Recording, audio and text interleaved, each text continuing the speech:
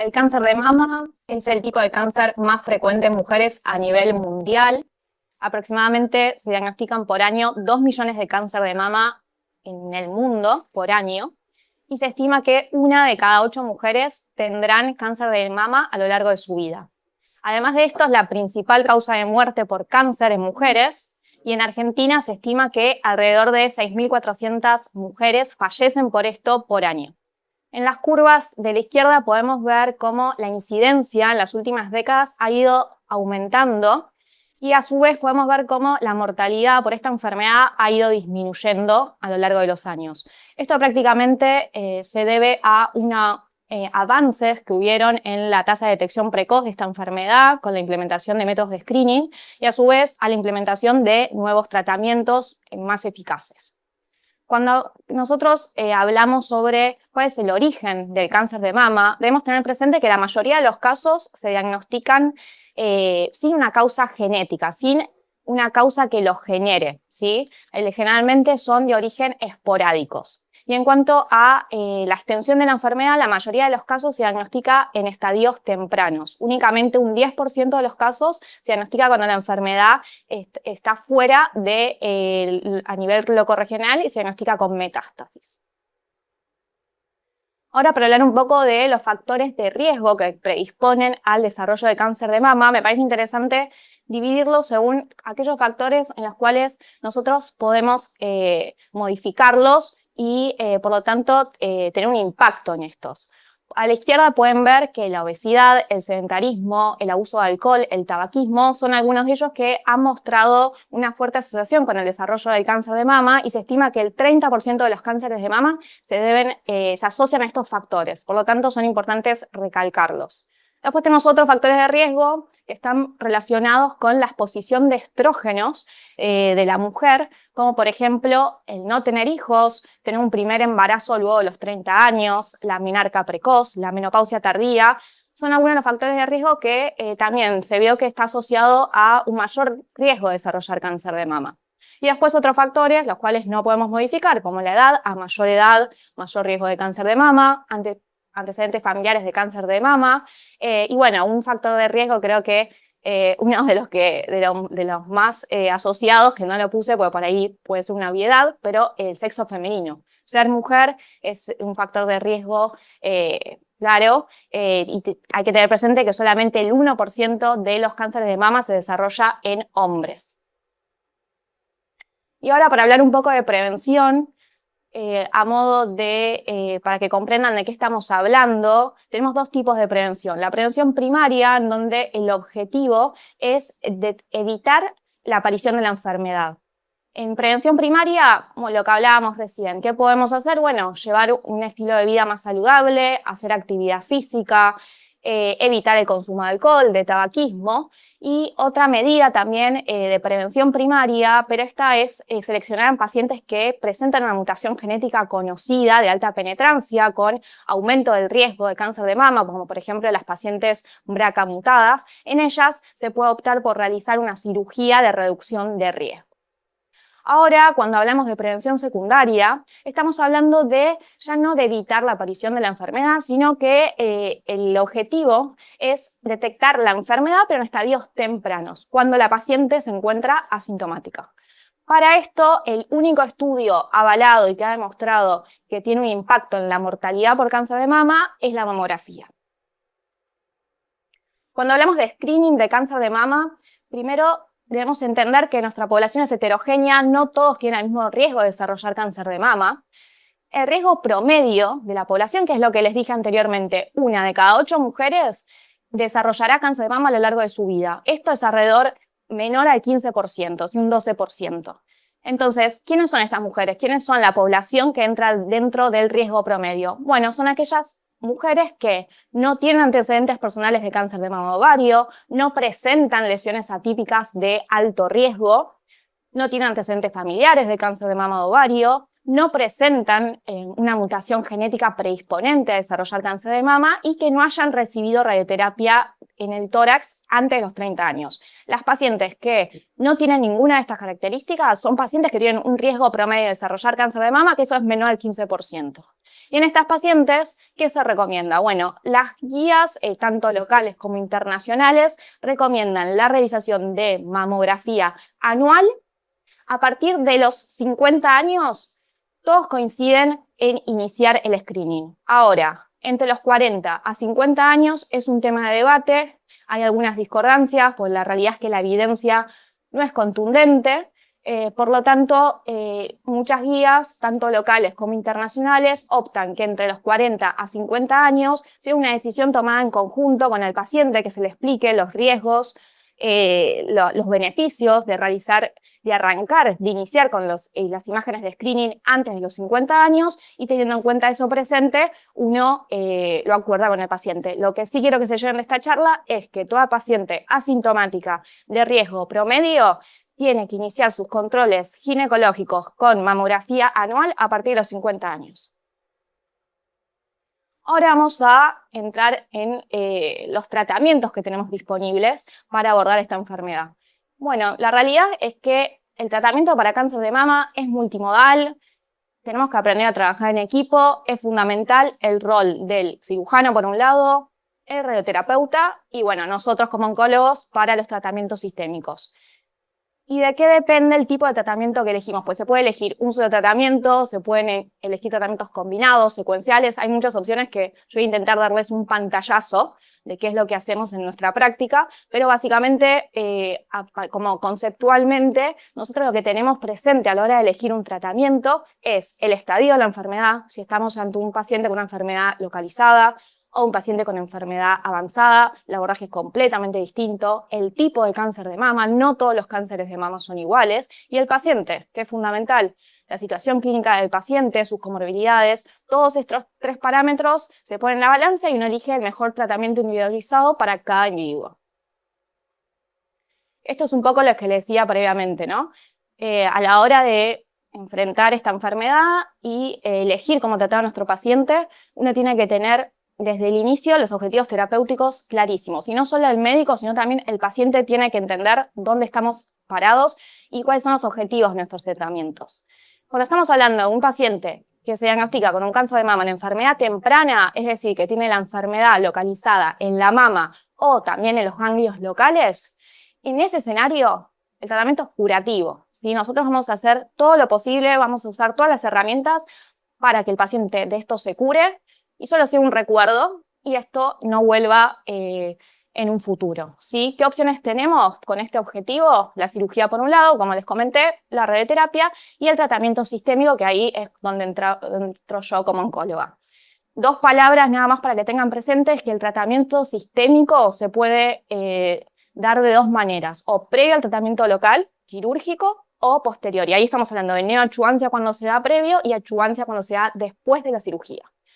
Un escenario completamente distinto es el de la enfermedad avanzada, ¿sí? Lamentablemente, como dijimos, el 10% de los pacientes debutan con enfermedad metastásica al inicio. Acá el objetivo es otro, el objetivo del tratamiento es paliativo, está orientado a controlar los síntomas y es fundamental comprender que nuestro objetivo, más allá de que querramos prolongar la sobrevida, y que ese va a ser un objetivo, claramente, esta sobrevida tiene que siempre mantener y preservar la calidad de vida. Ningún oncólogo se le ocurriría dar un tratamiento solamente por prolongar la sobrevida sabiendo que la calidad de vida se está deteriorando o no puede soportar un tratamiento, ¿sí? Esto es fundamental. Y en este escenario la realidad es que la mayoría de los tratamientos son sistémicos, ¿no? Porque una enfermedad diseminada no tiene sentido ir a hacer tratamientos locales a cada sitio donde está la enfermedad. El rol del tratamiento local en este escenario generalmente es paliativo. La mayoría de las veces usamos radioterapia para paliar el dolor, algunas veces utilizamos el tratamiento quirúrgico si es que algún síntoma difícil de controlar con medidas no invasivas, pero bueno, estos son los 2 escenarios a pensar a la hora de elegir un tratamiento. Y lo que les decía antes, ¿no? No todo cáncer de mama es igual, tenemos distintos tipos de cáncer de mama con distintos comportamientos biológicos, distintos pronósticos, distinta biología, ¿sí? Acá solamente, brevemente, para que sepan, hay una clasificación histológica, que esa básicamente la vemos en anatomía patológica, y básicamente surge del origen de donde se originó el tumor, si es a nivel del ducto o si es a nivel más interno ducto lobulillar. Y a nivel molecular, esto es lo que tiene un mayor impacto, esta clasificación a la hora de elegir un tratamiento. Y tenemos 3 subtipos: el que expresa receptores hormonales positivos, que es la mayoría de los pacientes, en un 70% de los casos, el cáncer de mama es de tipo receptores hormonales positivos. Y los 2 menos frecuentes, el que expresa ER2 positivo y el triple negativo, que es el que no expresa ni la proteína ER2 ni los receptores hormonales. Estos 2 subgrupos, el de ER2 y el de triple negativos, que por suerte es en la minoría de nuestros pacientes, tienen un peor pronóstico, ¿sí? El de mejor pronóstico y mejor evolución es el de receptores hormonales positivos. Y a la hora de definir un tratamiento es fundamental tener estos datos. Si no, la realidad es que no podríamos indicar un tratamiento solo por saber que tiene un cáncer de mama. Ahora, con respecto a qué tratamientos sistémicos tenemos, probablemente ustedes están pensando, muchos de ustedes están solo pensando en quimioterapia, y la realidad hoy en día la oncología por suerte ha evolucionado muchísimo, y la quimioterapia, como ven en esa lista, es solamente uno de ellos, ¿sí? Son muchos los tratamientos, yo no me voy a poner a hablar de todos, claramente no es el objetivo, solamente les voy a dar un pantallazo de los tratamientos principales en esta patología. Y a la izquierda, los que les quiero mostrar, esta imagen, nosotros en oncología es lo primero que nos enseñan. Estos son los hallmarks del cáncer, que son las capacidades funcionales que tiene que adquirir una célula normal para transformarse en una célula cancerígena. Todo lo que tiene que ir adquiriendo para llegar a convertirse en una célula cancerígena. Y es ahí, en esas funciones que va adquiriendo, como replicarse, evitar la muerte celular, estar en un estado proinflamatorio, todas esas capacidades que va ganando, son los targets en donde actúa nuestro tratamiento. El tratamiento sistémico, básicamente, su mecanismo de acción y su racional de por qué funciona es por esto, es porque va dirigido a alguna de estas capacidades y así evita la proliferación y que se siga replicando el tumor. La quimioterapia, a modo general, actúa a nivel del ciclo celular de la célula tumoral, y lo que hace es evita que siga creciendo y que se siga replicando. Muchísimas drogas, muchos grupos de acción de acuerdo a qué parte del ciclo actúe, pero básicamente es el concepto que se lleven de hoy. La efectividad de la quimioterapia ya es contundente, todos lo conocen. Este es uno de los principales estudios, es un metaanálisis que incluyó más de 100.000 pacientes con diagnóstico de cáncer de mama temprano que se operaron, y luego de la cirugía un grupo de pacientes recibió quimioterapia y otro grupo no lo recibió, y analizaron cómo le fue. Y lo que se vio fue un claro beneficio con el uso de la quimioterapia adyuvante luego de la cirugía. La curva de arriba son los pacientes que no recibieron quimioterapia, en donde podemos ver que las tasas de recurrencia son más elevadas que los que recibieron quimioterapia, con un beneficio absoluto de 8 al 10%, ¿sí? Y en los datos de mortalidad, lo mismo, un beneficio absoluto al hacer quimioterapia adyuvante de un 5% aproximadamente. Así que bueno, nadie duda de la efectividad de la quimioterapia. El tema, que ya todos conocemos, es su toxicidad, ¿no? Y que cada vez que yo le digo a una paciente, bueno, mira, tenés que hacer quimioterapia por esto, por esto y por esto, me miran y me dicen, yo ya sé lo que me va a pasar. Y bueno, acá es un poco, quería transmitirles las principales toxicidades, que hoy no es lo que era hace 20, 30 años atrás. Las toxicidades se manejan bien, tenemos drogas para paliar estos síntomas, y también es fundamental el acompañamiento. Por lo menos en donde yo trabajo, los acompañamos muy de cerca, tienen nuestro teléfono, tienen nuestro contacto, estamos muy detrás, y lo menos que queremos es que sufran durante este proceso. Así que bueno, estas toxicidades, la realidad es que no son lo que eran, ¿sí? Lo que sí, sin duda, pasa en cáncer de mama, y las mujeres nos choca bastante, es la pérdida de pelo. La gran mayoría de las quimioterapias para cáncer de mama, el pelo se cae, y eso es duro, tiene un impacto, claramente. Hay medidas para tratar de prevenirlo con el uso de cascos fríos, pero bueno, la realidad es que siempre algo se termina cayendo. Después los vómitos, la astenia, la fatiga, la pérdida de apetito, las alteraciones hematológicas con disminución de las defensas, predisposición a infecciones, bueno, son varios. Y también una cosa no menor que quiero destacar es la alteración y el impacto que tiene en la fertilidad. Nosotros cada vez más vemos diagnóstico de cáncer de mama en pacientes jóvenes, en pacientes menos de 45, menos de 35 años, están aumentando los casos y es fundamental que antes de arrancar una quimioterapia hablemos esto con nuestra paciente, le digamos que las probabilidades de que quede infértil son altas y si quiere ella preservar su fertilidad hay que hacer criopreservación antes, pero ningún oncólogo debería olvidarse de esto y no tenerlo presente. Bueno, entonces, por un lado sabemos que la quimioterapia es efectiva por los datos que le mostré y por el otro lado sabemos que es tóxica. Entonces, bueno, ahí es donde el desafío para nosotros como oncólogos en aprender a poner estos dos parámetros en la balanza y diferenciar aquel paciente que es el que mayor magnitud de beneficio va a tener de la quimioterapia y con una tolerancia aceptable, ¿sí? No todos, el beneficio que les mostré del 5%, el 10% en los estudios, esa es una población global, ¿sí? Después la heterogeneidad de cada paciente, no todos se benefician de la misma magnitud. Entonces, eso nosotros lo tratamos de descifrar de parámetros clínicos y parámetros histológicos en la pieza quirúrgica. Hay unos parámetros, el grado histológico, el compromiso de ganglios, varios que tenemos en cuenta y de acuerdo decimos, bueno, tiene un riesgo determinado de que la enfermedad vuelva y cierta toxicidad. ¿Vale la pena o no? Bueno, eso lo hacemos todos los días en nuestro consultorio. Y por el otro lado tenemos métodos que son mucho más objetivos que esto, que son métodos de plataformas genómicas, ¿sí? Son plataformas genómicas que lo que hacen es estudian un pedazo del tumor, se analiza ese tumor, se analizan 21 genes o 70 genes, depende de qué plataforma, y ese análisis ya arroja el resultado de si el paciente se va a beneficiar de la quimioterapia o no, y en qué magnitud, con porcentajes, ¿sí? Esta plataforma claramente es cara, se envía a Estados Unidos, si mal no recuerdo, está entre $3.000, $4.000, no todas las obras sociales lo cubren, pero bueno, es una herramienta que en un futuro sería ideal que todas puedan acceder a esto. Y bueno, y este concepto quería no dejar de transmitirles, que es la medicina de precisión.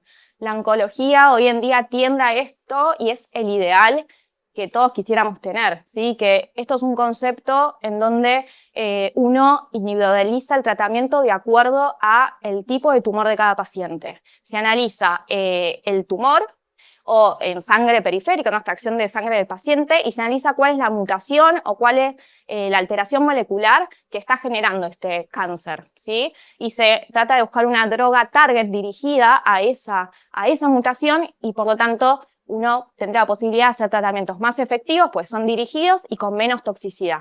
Y esto es lo que se intenta hacer, ya hay un montón de drogas y otros modelos tumorales, como por ejemplo en cáncer de pulmón, que esto se hace todos los días, ¿sí? Bueno, ahora con la endocrinoterapia, la conocida y vieja endocrinoterapia, que, bueno, la efectividad también es como la quimioterapia, ya hace muchos años que se viene estudiando, desde la década del 80, y su beneficio es claro. Acá algunos ejemplos de que todos deben haber escuchado, un paciente que esté tomando tamoxifeno, anastrozol, letrozol, a todos les sonará. Básicamente lo que hace esta medicación es o disminuye los niveles de estradiol sanguíneos y por lo tanto tiene un rol en los cánceres de mama receptores hormonales positivos, ¿sí?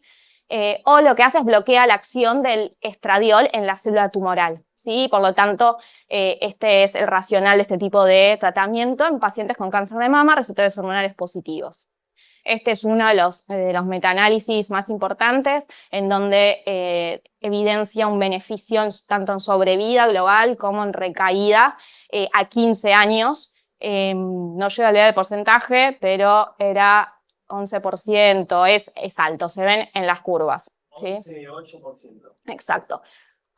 Así que bueno, nadie duda de indicarle hormonoterapia a nuestros pacientes. ¿Qué tenemos pendiente a la hora de elegir el tipo de hormonoterapia? Bueno, el estado de menopausia, si es pre o posmenopausia, el riesgo per se de la enfermedad de que recaiga, porque de acuerdo a eso uno hace un tratamiento corto o extendido de 5 años o 10 años y siempre, como todo tratamiento, el paciente está primero, sus comorbilidades, cómo pensamos que va a tolerar las toxicidades.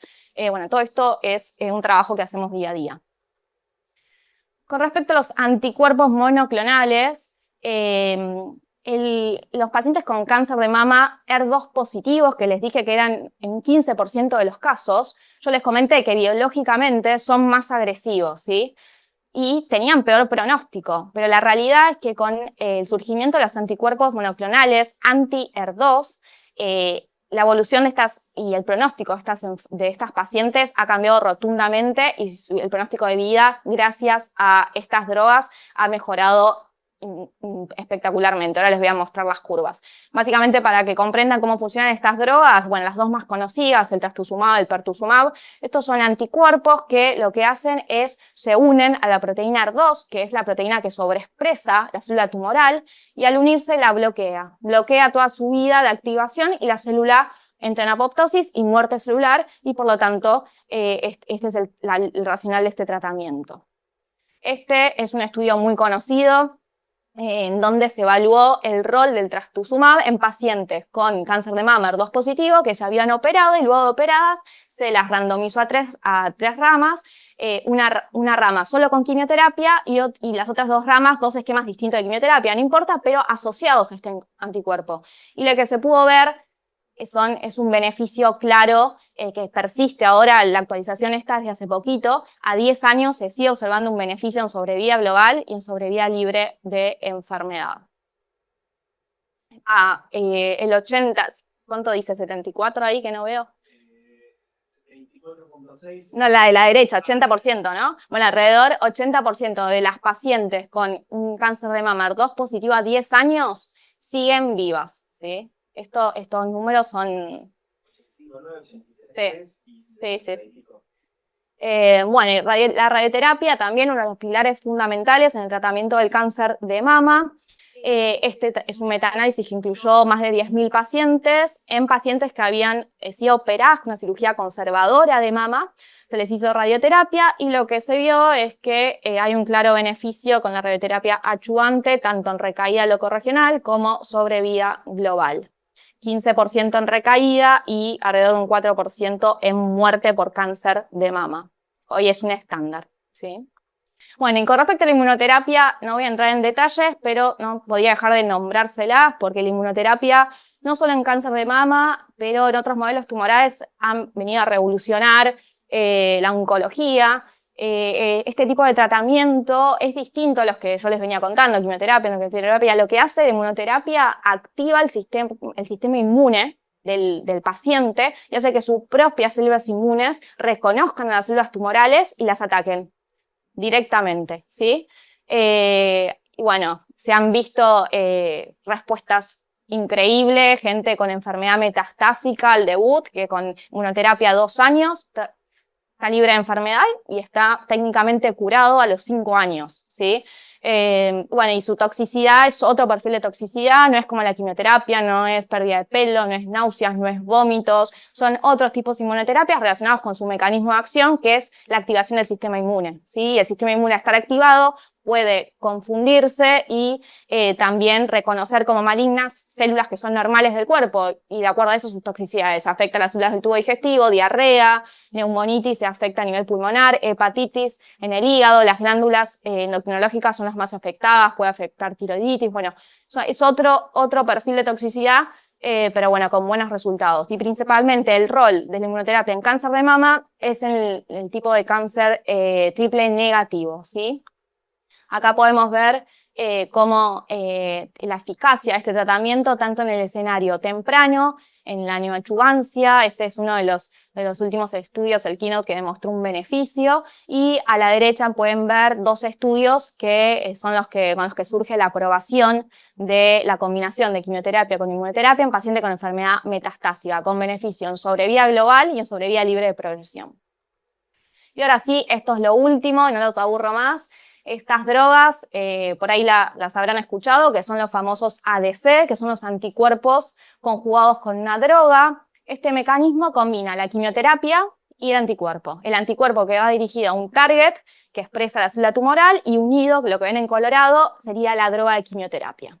¿Cómo funciona esto? Bueno, el anticuerpo reconoce el antígeno de la célula tumoral, se internaliza a nivel de la célula tumoral, se degrada y al degradarse libera la droga, la quimioterapia, en la célula tumoral, ¿sí? Entonces, con esto logramos mayor efectividad y menos toxicidad. Con respecto a las ADC, bueno, esto la verdad hay más de 160 drogas que se están estudiando en ensayos clínicos, están todo el tiempo tratando de descubrir nuevos fármacos, nuevos targets, más de 100 targets. Actualmente para cáncer de mama disponemos de 5 anticuerpos conjugados con excelentes resultados. Bueno, y para finalizar, después de en este pantallazo general, un poco de prevención, tratamientos, me gustaría terminar con este mensaje, y es que a pesar de los avances en los métodos de screening, a pesar de las campañas de concientización, a pesar de todos estos tratamientos que yo le estoy con la inmunoterapia, el anticuerpo conjugado, a pesar de todo esto, el cáncer de mama sigue siendo la primera causa de cáncer en mujeres a nivel mundial y la primera causa de muerte por cáncer en mujeres en el mundo. Entonces, como es un problema de salud que nos afecta a todos, la OMS decidió dar una respuesta a esto y hizo una iniciativa. La OMS se plantea como objetivo reducir un 2.5% anual la mortalidad por cáncer de mama a nivel mundial, por lo que entre el 2020 al 2040 se evitarían 2.5 millones de muertes por cáncer de mama en todo el mundo, y para el 2040 se evitarían el 40% de las muertes por cáncer de mama en pacientes menores de 70 años. ¿Y cómo se hace esto? Bueno, la OMS plantea que para que esto se cumpla y para que se logre, se tienen que cumplir 3 requisitos. El primero es que tenemos que contar con un sistema de salud que logre la detección temprana de la enfermedad. ¿Y esto qué significa? Que logre detectar al más del 60% de los casos de cáncer de mama en estadio 1 y 2. ¿Qué otro requisito? Tiene que cumplir y hacer un diagnóstico precoz. Es decir, que desde que el paciente consulta, la consulta clínica, las imágenes, la punción y el resultado de la anatomía patológica tienen que pasar menos de 60 días. Y lo tercero es que hay que asegurarle al paciente que obtenga un tratamiento multimodal y que por lo menos complete el 80% de ese tratamiento. Entonces, para poder lograr tener un impacto en la mortalidad por cáncer de mama, tenemos que contar con sistemas de salud que nos aseguren estas 3 cosas, ¿sí? Y bueno, eso es todo. Buenísimo, muchas gracias. Hacete una pausa para tomar Sí, agua. voy a tomar un poquito de agua. Voy a dejar de compartir la presentación y vamos a abrir un bloque de preguntas y respuestas vía chat. Yo, antes de empezar, te quería compartir una pregunta o un comentario que nos llegó de una persona que nos contactó a través de las redes cuando supo que hacíamos esta jornada. Y veo que se repite un poco la idea en la caja de comentarios. Te leo tal cual el texto y después la siguiente pregunta.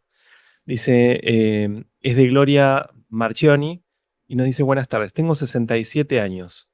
Soy hija y hermana de mujeres con cáncer de mama. Fui operada 2 veces de una mama con 40 años de diferencia, resultando benignas las muestras. Leí que las mamografías no están indicadas en este momento por el traumatismo propio de la técnica y quisiera saber cuál es el predictor más fidedigno. ¿La ecografía puede sustituirla? Bueno, justamente en pacientes con alto riesgo o mamas densas, no sé cuál será el caso de esta paciente, la ecografía cumple un rol en ese escenario. Si no, en pacientes con riesgo promedio de cáncer de mama, no está indicado, es únicamente la mamografía. Igualmente, cuando me contás este caso, una paciente me dijiste que tuvo 2 veces cáncer de mama. Sí, y antecedente de madre y hermano. Tiene una consulta con genética ya mismo, ¿sí? La consulta con genética ahí es fundamental porque hay probabilidades de que tenga alguna mutación predisponente y que se requiera otro tipo de seguimiento más estricto, otras medidas que no funcionarían para alguien con un riesgo promedio, ¿sí? Bien, después la otra pregunta era también en relación al valor de la eco mamaria como screening, creo que ya lo contesté. Bueno, sí, es eso. Pacientes con mamas densas o alguna situación muy particular, pero si no, es mamografía. Iris Mabel nos dice, Tuve cáncer de mama, no tengo antecedentes, no fumo, no tomo alcohol, no tomo café. A los 3 meses de aparecer un tumor enorme, Brida 5, solo tuve contracturas. Lástima que nadie me haya dicho que una contractura podría ser causa de un cáncer de mamas. Saludos y sigo escuchando. Bueno, a ver, la parte, por eso me parece súper valioso que estemos haciendo esto acá, la concientización es parte para la detección precoz y es un poco también lo que propone la OMS. Hay que hablar del tema, hay que concientizar, hay que educar a nuestra población y que sepan que cualquier signo, síntoma, algo que le genere duda en su cuerpo, algo que noten distinto, hay que consultar tempranamente. No importa, aunque les parezca una pavada, aunque digan, no, me van a sacar raján, no importa, ¿sí? Yo creo que ese es el mensaje. Bien, Ana María Fernández dice, felicitaciones, doctora Colucci. Muchas Muchas gracias, gracias. excelente presentación. Fabiana Yance, Judith, perdón, no, es falta de respeto, me cuesta leer el apellido, Weinrauch. Gracias a todos los expositores, excelente presentación, muy buena exposición, muchas gracias. Bueno. Y acá tenemos una más, una sobre quimioterapias. Romina Guzmán nos dice, hola, buenas tardes. Una consulta. La quimioterapia en el embarazo, ¿qué recomendación, consideraciones, precauciones? No, bueno, es un tema.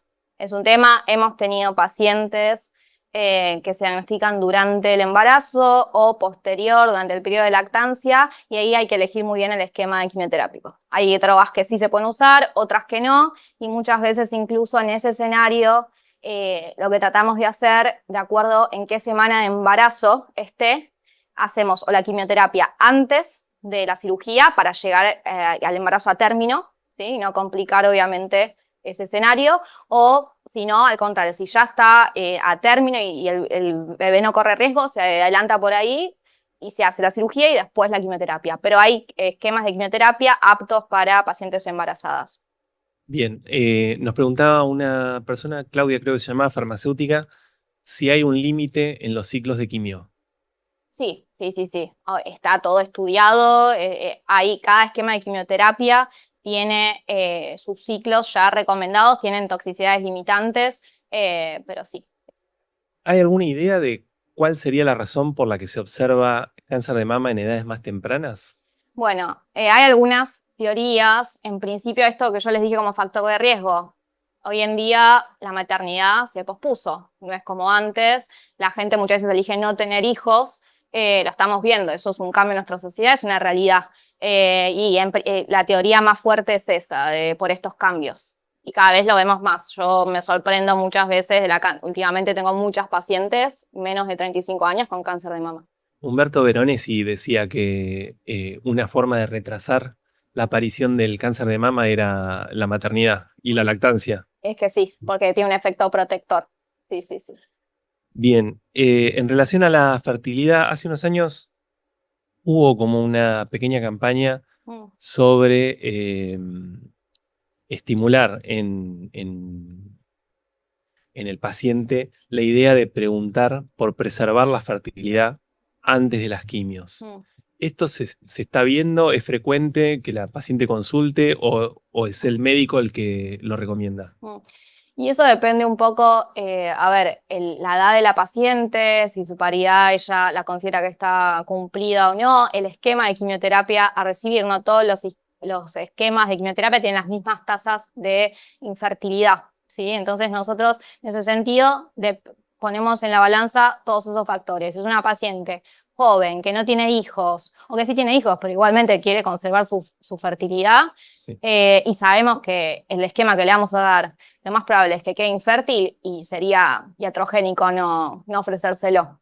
Y hacemos mucho hincapié en eso, en nosotros activamente como médicos, aunque no lo pregunte, aunque venga alguien y no me haga la pregunta y capaz en ese momento de su vida no está ni pensando en tener hijos, nosotros activamente le indagamos, le preguntamos y también se lo hacemos saber para que tomemos una decisión en conjunto, ¿no?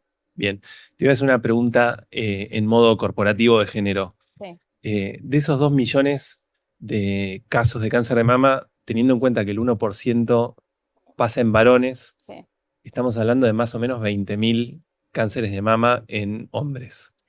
sí. ¿Cómo se trabaja para pesquisar Y en todo caso, ¿en qué etapa llegan los hombres a la consulta? Y más tardío. La realidad es que justamente como no hay un screening para el diagnóstico precoz de cáncer de mama en hombres, pero por un tema también de casuística, y el hombre generalmente no tiene mucha conciencia, no sabe. Hay hombres que no saben, que me dicen, yo no sabía que podía tener cáncer de mama.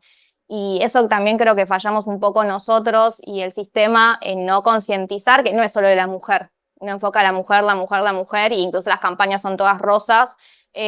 Habría que cambiar ese mensaje y que el hombre por lo menos sepa que puede suceder y que tenga la pauta de alarma y que no piense cuando le sale algo en la mama, decir, no es nada, porque ni se imagina que puede llegar a tener cáncer de mama. Esa es una realidad, pero sí, se sorprende muchísimo y también tiene un impacto bastante fuerte.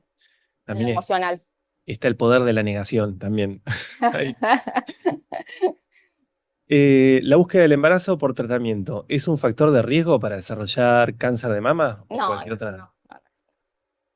Bien, ¿afecta el uso de anticonceptivos al desarrollo de cáncer de mama o útero?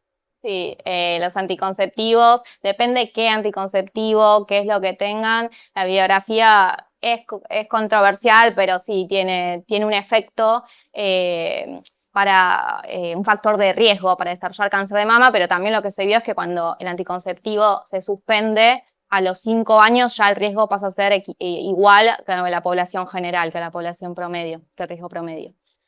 Bien, acá hay un comentario de Eduardo Gallardo que nos dice, también necesitamos educar a médicos generalistas o clínicos para activar las derivaciones a profesionales especializados, así como deberíamos incluir determinados estudios como la detección de las ITS en la nómina de análisis de rutina para cualquier grupo etario. Sí, estoy de acuerdo. El médico generalista, que es incluso el que lleva al paciente, nosotros nos lo derivan ya con el diagnóstico.